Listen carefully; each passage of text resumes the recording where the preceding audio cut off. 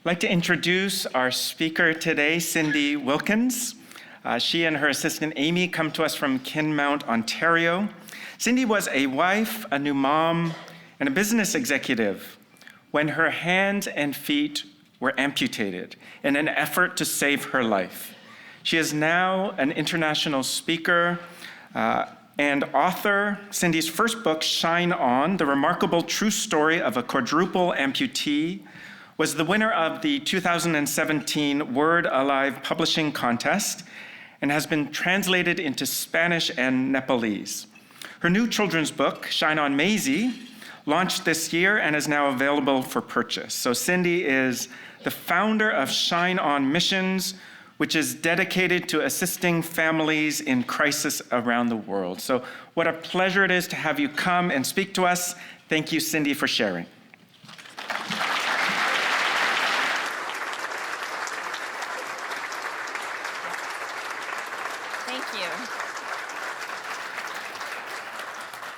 Thank you, Markham, for having me here. What an honor and a privilege it is to be with you today. And I want to thank all of those who've invited me as well. I'm part of the committee and everybody here. I am so excited to share my story with you.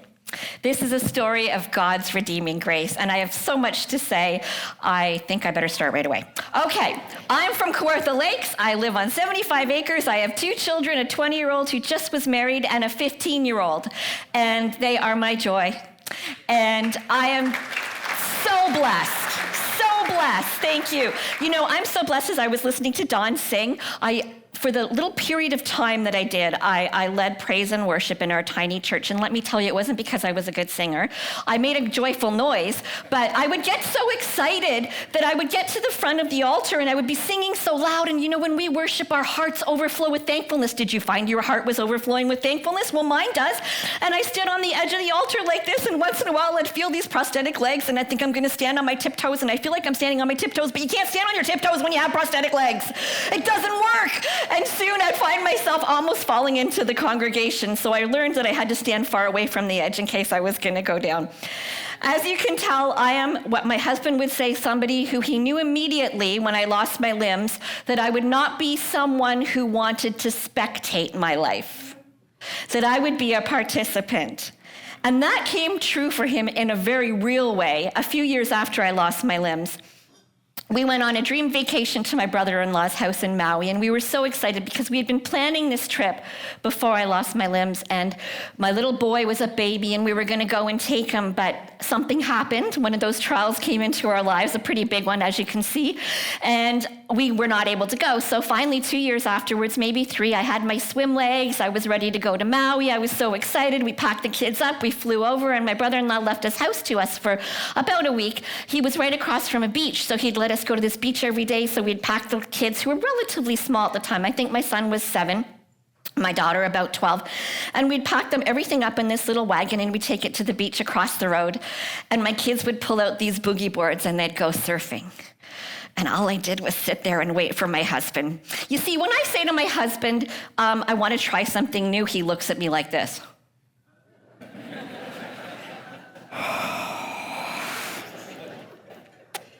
Yeah, it's a long pause. And so I waited patiently, which is not really easy for me. You know, all my patience was used on prosthetic legs and no hands. But I waited patiently. I waited patiently by the side of the water, waiting for him to call me out. And eventually he did. And I took my little swim legs and I went out to the water. And the beach was full of people. And I went out and he put that board out in front of me. And he said, okay, before you get on this board, I want to attach a tether to your arm. It's going to keep you afloat. So he took this band, attached to a rope, attached to the board, and he put it around my arm. And then me, as you can see, for those who want to date themselves, I have a bit of a body like Gumby. So I had to really, come on, that was funny. I had to really wrap my arms around and concentrate because I have shorter on one side and longer on the other, and I'm not quite like, anyways, I wrapped my body around that surfboard, and I waited for him to gently push me into the water, and I was so excited. I was like, oh God, you're gonna let me do this? I can't believe you're gonna let me do this. Because one more thing, recapturing my independence. So he pushed me into the water, and I felt the wave, surfers call them swells. I felt the swell come up behind me, and it's gently gliding me into the water, and I was so excited, and I could feel everybody on the beach watching me. So as we got near the edge of the water, I put my feet up in a pose. I was posing. I looked so good, I'm telling you. I was coming in the water, and I scooted into the edge of the beach, and I looked up, and everybody was clapping, and they had 9.5, 9.8, and so I had to do it again, right? So there I went back, and I did it again and again. I don't know how many times I did it before I hit that one wave. And it wasn't long before Mark gently pushed me into the wave that I knew I was going down. And soon I was flip-flopping, I was doing a triple sow cow, I was all around the water, I was eating sand, I don't know how, I think there's still some in my brain, and I was flopping on the bottom, and every once in a while, I would feel this tether pulling me up. And so eventually, after being in the washing machine, they call it, can you see my quotation marks? The washing machine. I'll tell you, look at me. I've been through the washing machine of life, haven't you? Okay, so anyways, yes. So I'm in the washing machine, and I finally come to the edge of the beach, and I plop down, and I look up, and there's my husband with that terrified look again. And he's running towards me, and the first words he said to me was, "Where's your leg?" And I looked down, and my leg had popped off. And the poor couple who were walking along, I had no idea, and only heard, "Where's your leg?" There had just been a shark alert. The look on their faces, I am telling you, they looked scared. So we popped my leg back on as if it's that easy. I emptied out all the sand, and I sat at the edge of the water because I was kind of grounded for a little while. And I looked back upon that experience, and I couldn't help but think, you know, that tether kept pulling me up. It kept pulling me up, and it kept my location viewable by my husband. He knew exactly where I was by looking at that board, trying to raise me back up. It kept me afloat in the washing machine. And you know, we all face the washing machine of life sometimes, don't we? I mean, really, let's face it. Anybody here not had a trial in their lives? Yeah, we're promised trials and tribulations. And the beauty about trials and tribulations is they are what draw us closer to him. Jesus was finishing his public ministry and starting his private ministry at the beginning of John 15, and he stood in front of his disciples, or sat with his disciples, and he said, "I am the vine, you are the branches. Apart from me, you can do nothing. Abide in me, and you will produce much fruit." And I love the word abide. When you look at the translation of that, it means to fully depend on him. And when I think about that vine and the branches fully depend on that vine to provide nourishment and everything they need to produce fruit. Am I right? And I've learned in this life without hands and feet that it's really important who I tether to and abide in. Because when I abide in him, he provides the strength, he provides the courage, he provides everything I need to live in a life made for people, a world made for people with hands and feet. I have learned by tethering to him that although I'm a woman with no hands and feet, I can be a warrior. Warriors don't always look like those guys at the beginning of the Gladiator movie who yell, "Unleash the hounds!" Sometimes warriors look like my little mom. Recently, my 93-year-old mom went through a health scare, and I sat at her bedside and I looked at her hands, and her hands had paper-thin skin. And the veins could be seen, and I looked at those hands and I thought, she has a warrior's hand. Because those hands have prayed for her children. Those hands fed me when I was a baby and then fed me again when I couldn't feed myself as an adult. Those hands changed diapers. Those hands came and did things for me that I couldn't do for myself in the beginning. Those are warrior hands. I want to invite you to take a look at your hands and say, hey, what have my hands done this week? Because I have laid in the middle of a hospital bed and known the end and thought, I thought that all those things were important, suddenly became unimportant. And the fact that I had just a few months earlier, a week earlier, or whatever time had passed, 5 weeks earlier, I had just held my baby boy in my arms and rubbed his head with my hands. Hands, they're so important. And we want to have warriors' hands in a world that needs warriors. Am I right?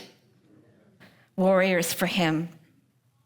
You see, I spent the first 42 years of my life tethering to whatever I could to try to fill that empty hole. I had grown up in a home that had devotions all over the house. My mom had scattered them, and we'd gone to church once or twice, and I sang, "Jesus, love me," in this little light of mine at the top of my lungs.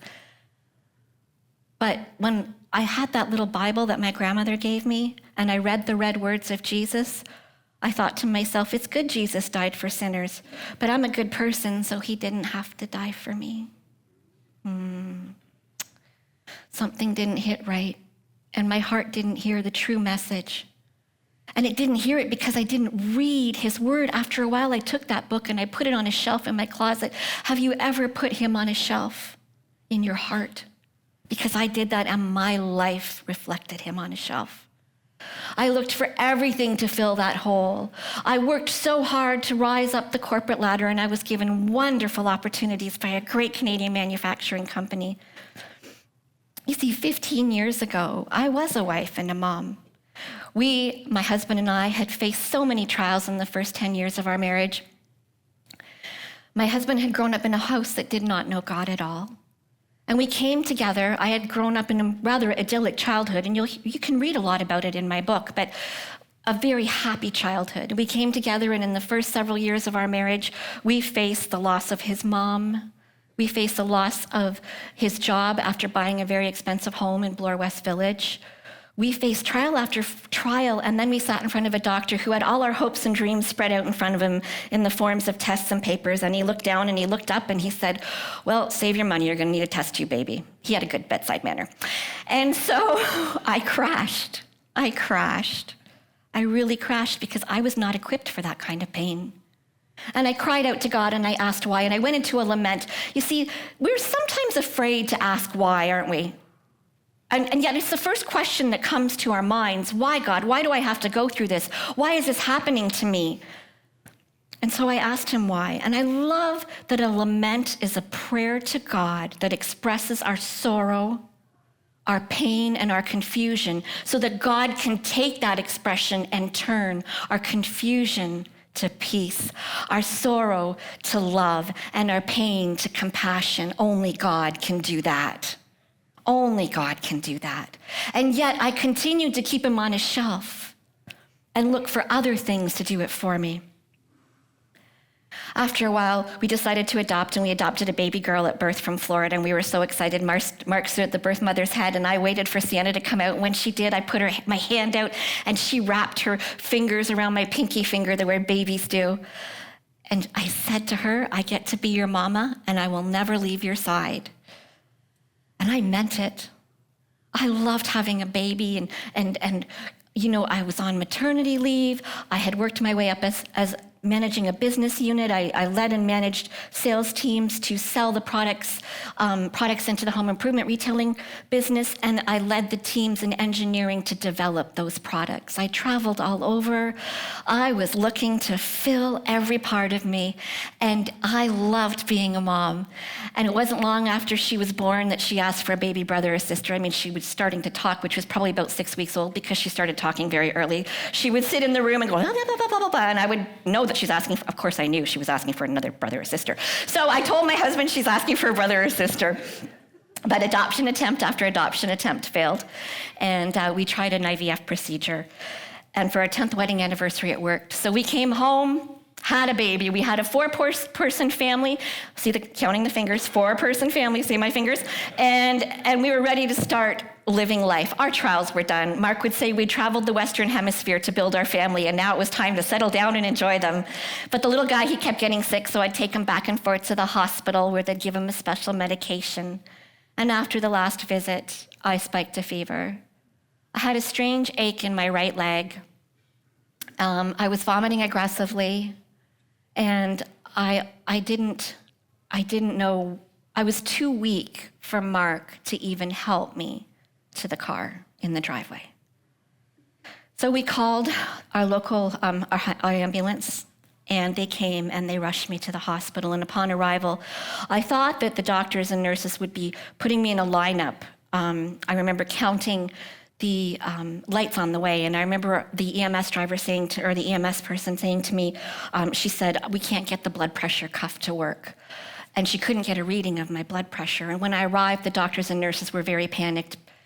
It turns out that I had arrived and presented in renal failure and septic shock. My kidneys and liver were shutting down, and my body was preparing to die. Our daughter was 5 and our son was 3 months old, so Mark stayed for someone to come and look after our son because we actually thought I just had the flu. And so when he arrived, he was told I wouldn't make it through the night. You're worried. I did live, don't worry. I saw that worry. Mark sat in a busy hospital room at South Lake Hospital in the waiting room as they decided they were going to put me into a coma. They would try to give my body every chance, but he was not to have much hope. He was to call everybody to say goodbye. And so while they medically induced me into a coma, my husband looked around for something to read, and guess what he found? So he picked up that Bible and he started to read it. Now, he did start with the book of Revelation. He says he wanted to go with the first, he said he wanted to know the ending. But he did start with a book of hope, and that's what this story is. It's hope. And so I went into a coma, and I don't remember much about my coma, except one point in which I saw that white light they talk about. And it was filled with love, but I knew I wasn't ready. I wasn't ready to go. I had just had a new baby. I had a little girl I'd adopted. I wasn't ready, so I pleaded with God, please don't take me now. I'm not ready. I'm not ready.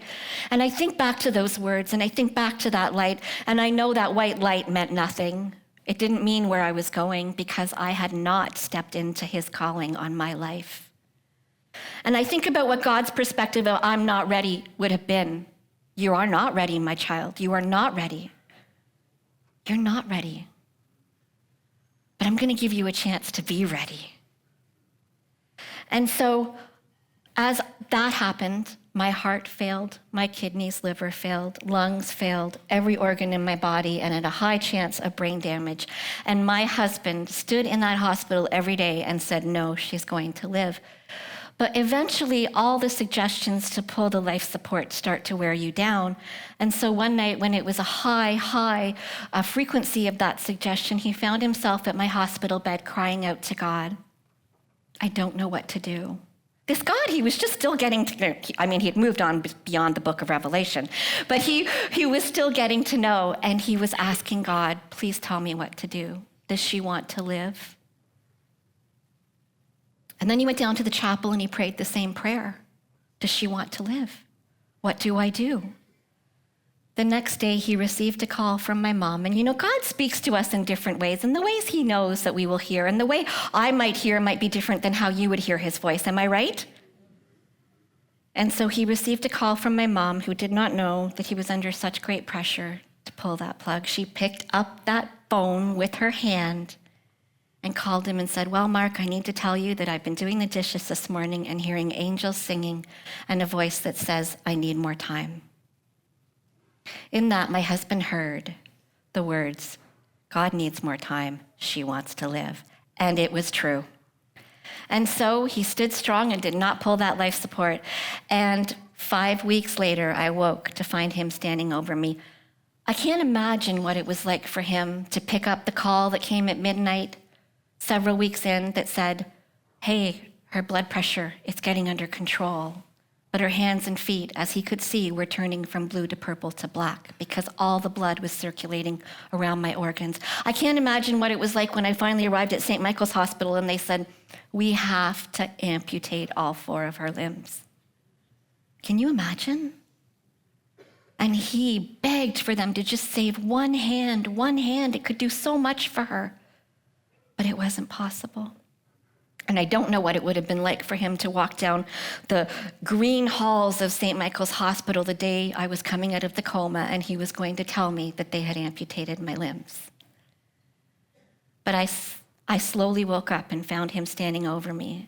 And he had the most incredible look of love in his eyes. And he said, "You've been very ill, and they've had to amputate your hands and feet."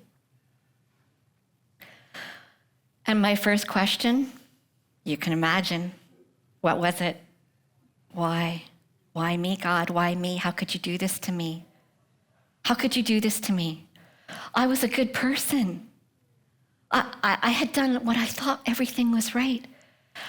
And I worked so hard. I work in Nepal. I do work in Nepal. We're affiliated with an international organization. And I've flown over Mount Everest. I've stood on a mountain and seen the sunrise over Mount Everest. I've climbed that mountain, so it's not Mount Everest, with no hands and feet. And I can tell you that sometimes the smallest and the biggest of things can feel like mountains. Sitting up at the side of the bed without hands and feet and nothing to dig in with and no way of holding on and not knowing if you fall how you're going to catch yourself felt like a huge mountain. But I climbed that mountain because I knew it would let me see my children. And the first time I saw my children, I was overjoyed. Mark brought them in. But unfortunately, my son did not remember my smell the way they tell you that they do. And my daughter was afraid at 5 years old of my missing hands and feet. Nothing could have prepared her for that, no matter how hard my husband tried. And so I crashed, and I cried rivers of tears. I laid in that hospital bed, unable to do much movement. I couldn't even turn my head and scream in the pillow. There were too many wires and too many machines. My muscles would not move. They were too weak, and I screamed out to God, and I said, "Why?" And do you know that as I asked him questions, my son doesn't know who I am. How is he going to know who I am? He would tell me exactly when my son would know who I was. And 18 months after that, it happened. He would show me that one day I would watch my daughter get married, and it happened. But it was so hard to come up out of that darkness. Have you been in a darkness where you just need someone to pull you up and out? So a nurse, any nurses in the room? A nurse walked into my room. She opened up a book with her hand. She flipped the pages, and she read me, "You knit me together in my mother's womb. I praise you, for I am fearfully and wonderfully made. My form was not hidden from you when it was woven together in that secret place. My time began in the depths of the earth. Every one of my days was numbered before yet there was one of them."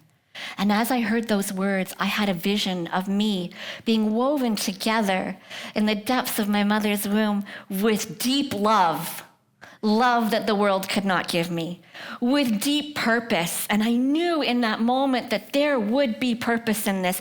And truthfully, I might not know that purpose in this life on earth here, but one day he would show me. One day he would take me. But there was a step I had to take before he did that. And that was that gospel I heard as a child. I suddenly recognized that, hey, you know those things I took that were not mine? That was a sin. And the lies I told were a sin, and they very much hurt my Father's heart. In that moment, recognizing that we all sin and fall short of the glory of God, that long ago there was a fall in the garden, and that sin entered our world, and that we needed someone to help us get to live eternity with God. I knew that the only way to overcome would be to give it to Jesus, and so I did. I talk about hands, and I think about hands, and I think about how our hands do things every day and every week. And I did ask you to look at your hands. I'm going to ask you again, look at your hands. Look at those hands. You have them, so you have to look at them when a woman with no hands says, look at your hands, right? You can't get away from this now. What have your hands done this week? Have they changed your son's diaper? Have they helped with your grandchildren? Have they read a book? Have they done the most precious things, the precious gifts God gives us, the blessings he gives us every day? Because I see now what I didn't see before, that when I abide in Christ, when I tether to him, I see everything as a gift. Learning to walk on prosthetic feet and prosthetic legs, I was learning to walk spiritually at the same time I was learning to walk physically. And my son was learning to walk physically too. And I would fall and he would fall and we would tumble. And I would say, I wish I was a weeble that wobbled, didn't fall down. But I did fall down. But anyways, that's another story. Okay, so I would walk on these prosthetic legs and I would suddenly realize that piece of scripture that says, the Lord giveth and the Lord taketh away. Blessed be to the Lord from Job. Do you know that one? He says, he went through terrible trial and he said, the Lord giveth and the Lord taketh away, but blessed be his name. And it suddenly dawned on me that the Lord did for me giveth and taketh away. Things happened to me that were allowed, that took away things that I needed and took away. My hair fell out, my body was covered in scars, and yet it wasn't until he took it away that I recognized what a gift it was in the first place. And so as I learned to walk, I would stand on these feet, and prosthetics hurt, and they do the amazing job. I have the most amazing prosthetists involved in my care, but sometimes they hurt. I'm missing 50% of my right leg, so I get wounds on a regular basis where they put skin grafting on there. And sometimes those prosthetic legs hurt really bad, but he was the one carrying me now. He was the one that would take this story and give it great purpose.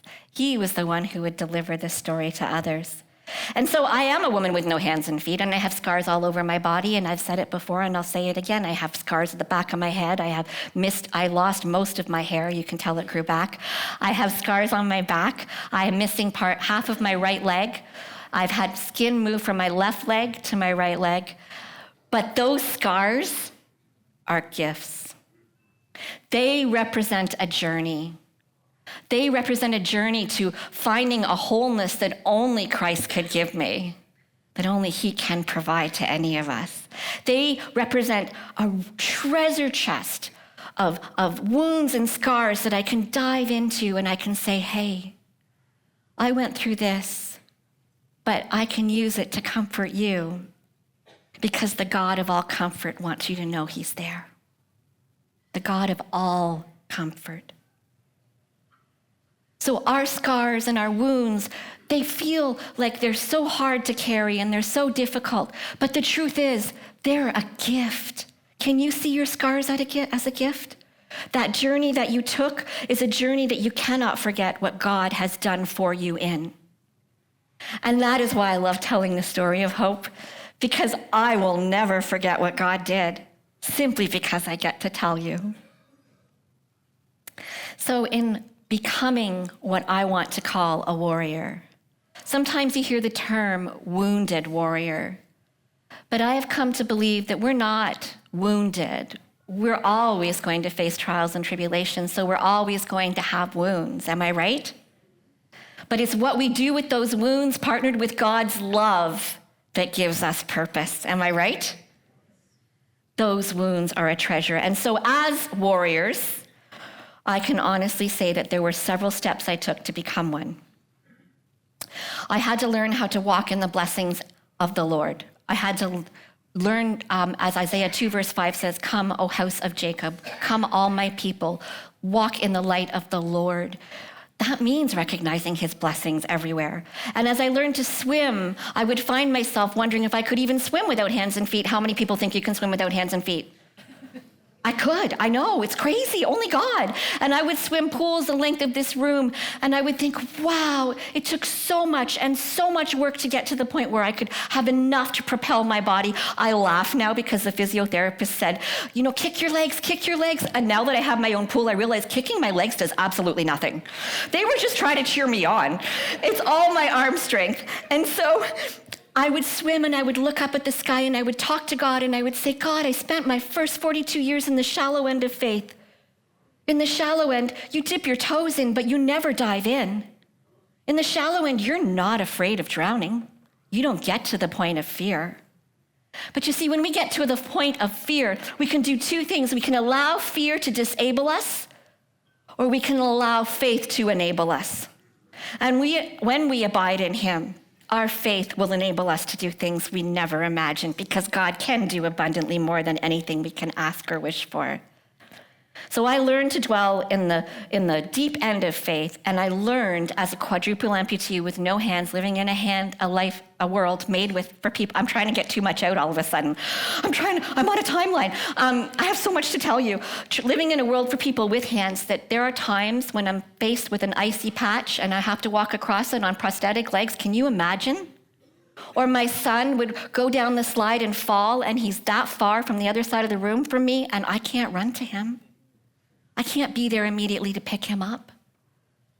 Those are the moments that I had to surrender to God's will in my life and say, yeah, Romans 8:28 says that God works all things for the good for those who love him and are called according to his purpose. All things, everything in my life. But the beauty is truly the following piece of scripture where he says, for those he foreknew, he predestined to be conformed into the image of his son. That gives us purpose right there. That is how we find joy in every trial we face. That is how we become warriors, because we say, I'm going through a difficult time. It's hard. It's tough. But you are teaching me something. Perhaps you're teaching me more patience. Okay, yes, he teaches me that one a lot. Maybe more joy. Maybe to love the seemingly unlovable. Forgive the seemingly unforgivable. That's what Jesus did. So those were the 3 steps I had to take, and God rewarded those steps with giving me a ministry that is shining a light globally.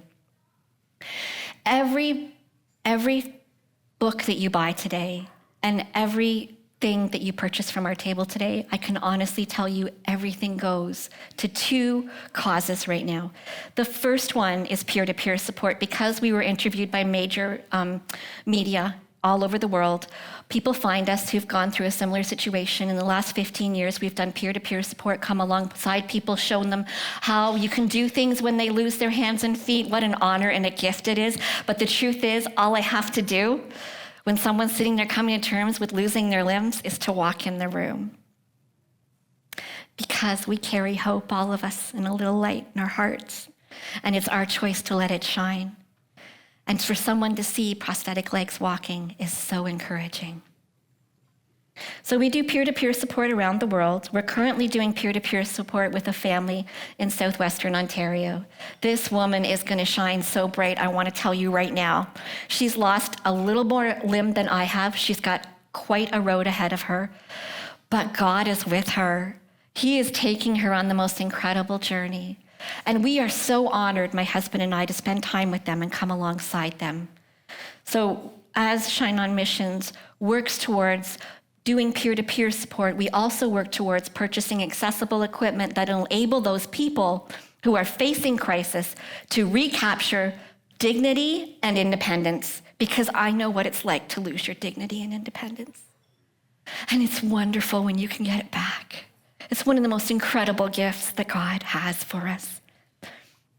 There is 2 books out there. One is Shine On, which is my story. It makes a great Christmas story. And Shine On Maisie, which is our children's book. Shine On Maisie is about a little flower in the forest, Sealy Forest, a place that Sealy Forest is what we call our little forest. We live on 75 acres. And so this flower grows, but she never feels pretty enough. The wildflowers are so much prettier than her. And as she looks at them, she wishes she was like them. But a big storm comes along. And this storm, she clings to the shelter that she's given by the ancient maple tree in the forest. And she waits, and suddenly she realizes that ancient maple tree, as she's scared and crying out to God for help, she feels those tears falling on her. God was crying with her, just as King David writes in Psalm 56. And in that, she knew she was not alone. She was not alone. He would support her. He would be there, and he wrapped his roots around her roots, but her petals flew off, and she wasn't afraid anymore. And do you know that when the storm subsided, Maisie shined so bright that even without her petals, people from all over came to see her in the forest? This beautiful story was written and illustrated by an incredible woman. I wrote it, she illustrated it. You'll see the illustrations are beautiful. And it's so that, and it was compelled and propelled by my visits to Nepal, a country where nothing is accessible. And it shows little kids, little children, hopefully, that no matter what you go through in life, you can shine. You can shine. And that you have a creator who loves you, a God who loves you and has a purpose for you. It is currently being translated into Nepalese to go to 500 children for Christmas in underprivileged, vulnerable areas. So your proceeds will go to that today too. And we also provide disability resources in the forms of short and long form video. We're working towards some of those to provide to the disabled in Nepal, where I'll be speaking again, coming in March to 150 people traveling from all over Nepal, and to the Ukraine, where I've been speaking with them, and we've been looking at what kind of resources we can bring them, because the Ukraine has a lot of disabled people right now. So we work in Canada. We do everything we can to support those going through crisis and shine a light of hope into their lives. And we work all over the world in trying to take this story of a woman who lost no hands and feet, and show Jesus through it to those who need hope. Isn't that amazing? Only our God can do that. Only our God can take a woman with no hands and feet and scars all over her body, who has half of her leg missing, other half filled with scars, who never felt whole. Only he could take her and make her a woman who can say to you that only God knows my identity. In him, I am chosen, I am blessed, I am redeemed, and I am forgiven thanks to his son. And only he is the one that can enable me to say that I have never been more whole or more blessed. Thank you so much for having us here today. My prayer is that you feel the great hope that comes with the Shine On story, and that you yourself recognize that we all need him. And when we have him, the difference between the human spirit, which takes us so far and which I lived on, and the Holy Spirit is that the Holy Spirit can take us in places we never imagined. Amen.